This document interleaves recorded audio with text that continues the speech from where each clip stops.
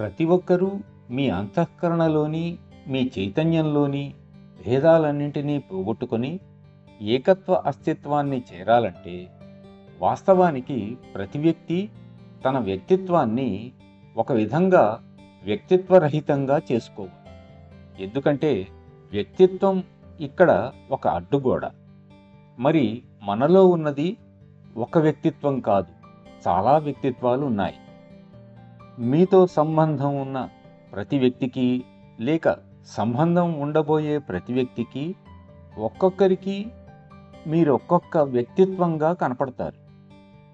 కొంతమందితో క్రూరంగాను, కొంతమందితో మంచిగాను, దయతో కొంతమందితోనూ, కొంతమందిని ద్వేషిస్తూ, ఉదారంగా కొంతమందితోనూ, మరికొంతమందితో సంకుచితంగానూ కూడా ఉండవచ్చు.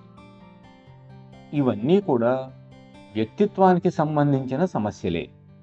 అయితే మనం ఆశించే ఈ చరమావస్థకు చేరుతున్నామనడానికి గుర్తుగా కనిపించే మొట్టమొదటి సూచన ఏమిటి? ఆ మనిషి తనను గురించి తాను ఆలోచించటం క్రమక్రమంగా తగ్గిస్తాడు.